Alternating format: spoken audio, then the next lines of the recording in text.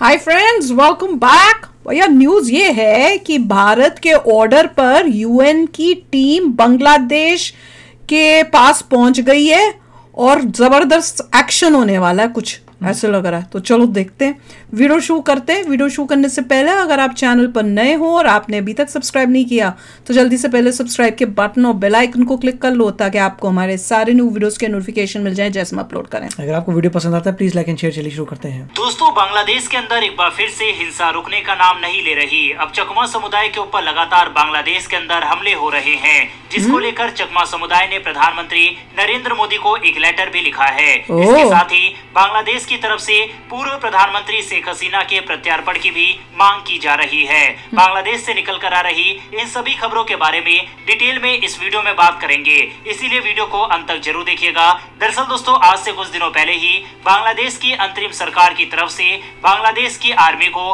Magistrate level की power दी गई, जिसके अनुसार किसी पर भी कार्रवाई करने, उसे गिरफ्तार करने, यहाँ तक की जरूरत पड़ने पर उसे गोली मारने तक की पावर आर्मी के पास चली गई थी। और इस पावर के मिलने के बाद ही कल ये खबर सामने आई थी कि वहाँ इंडिजिनस लोग, जिन्हें चकमा के नाम से भी जाना जाता है, उनके ऊपर बड़ा हमला किया गया, जिसमें 100 से ज्यादा इस समुदाय के घर जला दिए गए, उनकी दुकानों को जला दिया गया और लूटा गया। लेकिन यहाँ पर हैरान करने वाली बात यह है कि इस पूरे हमले में बांग्लादेश की आर्मी ने सपोर्ट किया है। वहीं इससे भी ज्यादा दुखद बात यह है कि उनके जो बुद्धिस्ट टेम्पल वगैरह थे, उनको भी कट्टरपंथियों के द्वारा जला दिया गया। ये खबर अब तेजी से सुर्खियां बटोर रही है, जिसमें दावे किए जा रहे हैं कि जानबूझकर बांग्लादेश की आर्मी इनएक्टिव रही और ये सब घटना होने दिया, जिसमें कई सारे लोगों के मरने, साथ ही सैकड़ों लोगों के घर छोड़ने की भी खबर सामने आई। ये पहली बार नहीं है जब इंडिजिनस चकमा लोगों के ऊपर इस तरह से हमला किया गया हो।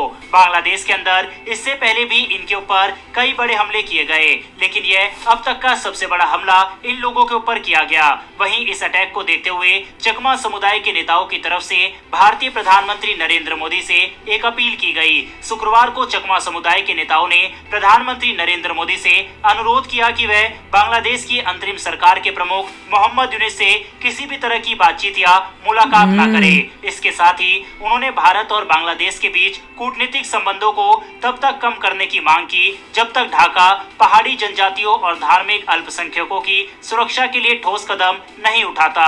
बाकायदा चकमा समुदाय की तरफ से प्रधानमंत्री नरेंद्र मोदी को लेटर लिखकर ये रिक्वेस्ट की गई। चकमा नेताओं ने प्रधानमंत्री को एक ज्ञापन सौंपा, जिसमें बताया गया कि किस प्रकार बांग्लादेश की सेना और अवैध बसने वाले लोग संगठित तरीके से चिटगांव हिल ट्रैक्ट्स के मूल निवासियों पर हमले कर रहे हैं। ज्ञापन में कहा गया है कि खगराचारी में कम से कम 9 निर्दोष जनजातीय लोगों की गोली मारकर हत्या कर दी गई और दर्जनों घायल हो गए हैं, जबकि दिघिनाला सदर से 100 से अधिक घरों और दुकानों को जला दिया गया। बांग्लादेश के प्रमुख अखबार प्रथम आलोक ने 12 सितंबर को रिपोर्ट किया था कि 5 अगस्त से 20 अगस्त के बीच पूर्व प्रधानमंत्री शेख हसीना की सरकार के पतन के बाद अल्पसंख्यक समुदाय के 1090 से अधिक घरों, व्यापारिक संस्थानों और पूजा स्थलों पर हमले हुए हैं। ये हमले इसलिए हो रहे हैं ताकि पहाड़ी लोगों द्वारा लोकतांत्रिक अधिकारों का इस्तेमाल रोक सके और उन्हें चिटगांव हिल ट्रैक्ट से बाहर निकाला जा सके। आपको बता दें कि चिटगांव हिल ट्रैक्ट्स पहले एक जनजातीय बहुल क्षेत्र था और 1947 में भारत विभाजन के दौरान 98.5% गैर मुस्लिम आबादी होने के बावजूद बंगाल सीमा आयोग ने इस क्षेत्र को पाकिस्तान को सौंप दिया था। 1979 से 1983 के बीच तत्कालीन पाकिस्तान के राष्ट्रपति जनरल जियाउर रहमान ने करीब 5 लाख मुस्लिम बसने वालों को यहाँ अवैध रूप से बसाया, ताकि यहाँ की जनजातीय आबादी को उनके ही क्षेत्र में अल्पसंख्यक बना दिया जाए। आज ये अवैध बसने वाले चिटगांव हिल ट्रैक्ट्स की कुल आबादी का 50% से अधिक हिस्सा बन चुके हैं। हालांकि जिस तरह की रिक्वेस्ट चकमा समुदाय ने प्रधानमंत्री नरेंद्र मोदी से की है, ऐसा लगता है कि प्रधानमंत्री नरेंद्र मोदी मोहम्मद यूनिस से तो अमेरिका के अंदर मुलाकात नहीं ही करने वाले। ये खबर पहले ही सामने आ चुकी है कि मोहम्मद यूनिस से प्रधानमंत्री नरेंद्र मोदी नहीं मिलेंगे। वहीं दूसरी तरफ बांग्लादेश ने शेख हसीना की वापसी यानी कि प्रत्यार्पण की तैयारी तेज कर दी है। शेख हसीना और उनकी सरकार के कई मंत्री, साथी अवामी लीग के वरिष्ठ नेता हत्या के आरोपों का सामना कर रहे हैं। ये आरोप जुलाई और अगस्त में हुए हिंसक प्रदर्शन के दौरान हुए घटनाओं से जुड़े हुए हैं। बांग्लादेश के कानून सलाहकार आसिफ नजरुल ने गुरुवार को कहा कि अंतर्राष्ट्रीय अपराध न्यायाधिकरण के लिए अभियोजक पहले ही नियुक्त किए जा चुके हैं। द डेली स्टार की रिपोर्ट के मुताबिक सरकार ने इन मामलों पर काफी प्रगति की है और जल्द ही ट्रायल की प्रक्रिया शुरू होगी। ट्रायल की आसिफ नजरुल ने प्रक्रिया बताया कि जैसे ही ट्रायल शुरू होगा, बांग्लादेश सरकार शेख हसीना के भारत से प्रत्यर्पण की मांग करेगी। अच्छा। इस बीच संयुक्त राष्ट्र की एक टीम भी बांग्लादेश में काम शुरू कर चुकी है। ये टीम 1 जुलाई से 15 अगस्त के बीच हुए मानवाधिकार हनन के मामलों की जांच कर रही है। बांग्लादेश में चल रही ये घटनाएं न केवल देश के राजनीतिक भविष्य को प्रभावित करेंगी, बल्कि भारत और बांग्लादेश के संबंधों पर भी असर डाल सकती है। डालेंगे कि भारत सरकार शेख हसीना के प्रत्यर्पण को लेकर क्या कदम उठाती है। नहीं वैसे करेंगे आपके वापस। हिसाब से अगर बांग्लादेश प्रत्यर्पण की मांग भारत से करता है तो क्या भारत को शेख हसीना को बांग्लादेश को सौंप देना चाहिए? बिल्कुल वहीं नहीं। दूसरा, क्या अब समय आ गया है कि भारत को बांग्लादेश के साथ अपने संबंधों को डाउनग्रेड कर देना चाहिए या फिर नहीं? इस पर भी अपनी राय कमेंट बॉक्स में लिखकर बताइएगा। बहरहाल दोस्तों, इस वीडियो में इतना ही। अगर आपने इस वीडियो को यहाँ तक देखा है तो वीडियो को लाइक करके हमारी आने वाली डेली ऐसी वीडियो के लिए चैनल को सब्सक्राइब कर बेल नोटिफिकेशन अवश्य दबा लें। अगर किसी को पहले डाउट था कि ये स्टूडेंट प्रोटेस्ट थे, तो भैया ये देख लो स्टूडेंट प्रोटेस्ट। ये थे स्टूडेंट प्रोटेस्ट। ये स्टूडेंट प्रोटेस्ट नहीं थे, ये कट्टरपंथी सोच के प्रोटेस्ट थे। ये इंडिया आउट के प्रोटेस्ट थे। ये हिंदूज और माइनॉरिटीज आउट के प्रोटेस्ट थे। उनकी डिस्ट्रक्शन के प्रोटेस्ट थे और वही दिख रहा है। और उन्होंने खास मोदी जी को जो है लेटर भी लिखा है और बिल्कुल ठीक बोला है कि ऐसे देश के साथ संबंध रखना या उनसे बातचीत करने का कोई मतलब ही नहीं बनता है। और मोदी जी वही कर रहे हैं, क्योंकि अभी जो न्यूज़ आई थी कि यूसुफ जो है वो कोशिश कर रहा था कि अभी मोदी जी यूएसए गए तो वहीं पे मैं उनसे मिल लूं। नहीं मिलना, जब तक तुम माइनॉरिटीज़ की सेफ्टी नहीं करोगे नहीं मिलना। और ये कह रहे हैं ना कि शेख हसीना के ऊपर बड़े वो ट्रायल करने के लिए रेडी भी हो गए हैं। बस अब उसको उनका ये है कि एक बारी रेडी हो जाए फिर हम मांग करेंगे कि इंडिया जो है शेख हसीना को वापस भेजे।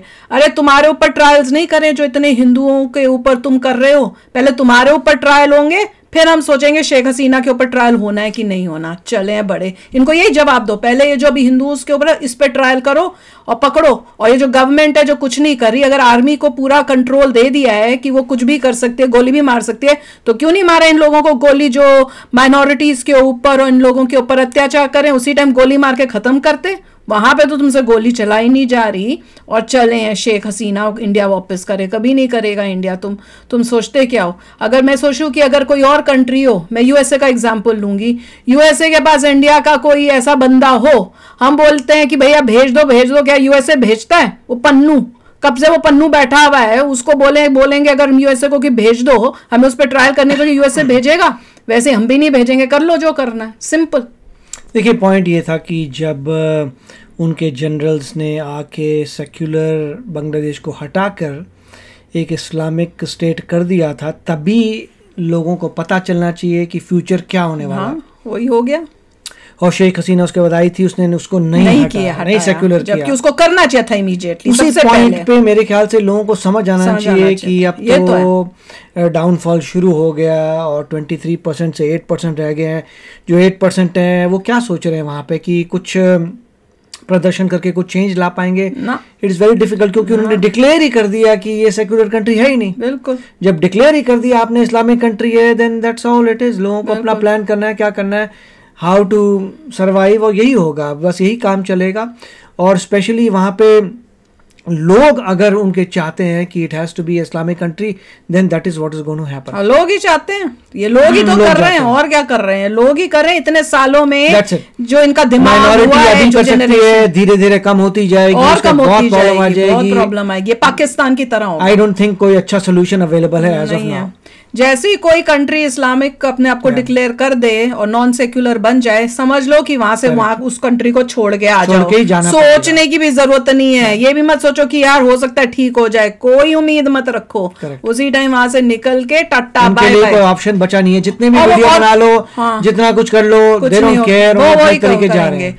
और जो भी ऐसे करते हैं, ऐसी कंट्रीज जो हैं जो इस्लामिक कंट्री बनते हैं, उनका इवेंचुअली जो फ्यूचर होगा डूबने का ही फ्यूचर होगा। वो भी लिख लो। फर्क सिर्फ ये होता है कि जो इंटेलिजेंट हैं थोड़े यूएई वाले, जिनको फ्यूचर नजर आ रहा है कि ऑयल खत्म होने वाला है, मेजॉरिटी काम जो है वो नॉन इस्लामिक लोग कर रहे हैं, बहुत क्रिटिकल है कि भाईचारा रहे जो सर्वाइव कर जाएं, वो फ्यूचर देख रहे हैं। इन लोगों को फ्यूचर का पता नहीं, क्योंकि रिलीजन में इतनी डुबकी मारी हुई है, ये बिल्कुल ही जा रहे हैं। इनका डूबना निश्चित है, तय है। तो चलो यार, आप भी शेयर करना अपने थॉट्स। चलते हैं, मिलेंगे नेक्स्ट वीडियो में बहुत ही जल्द। Till then take care and bye bye. तो अगर आप मेरे इस चैनल पे नए हो तो जल्दी से सब्सक्राइब के बटन को हिट करो और बेल आइकन को क्लिक करो ताकि आपको मेरा जब नया वीडियो मैं लगाऊं आपको उसके बारे में जल्दी से पता चल जाए।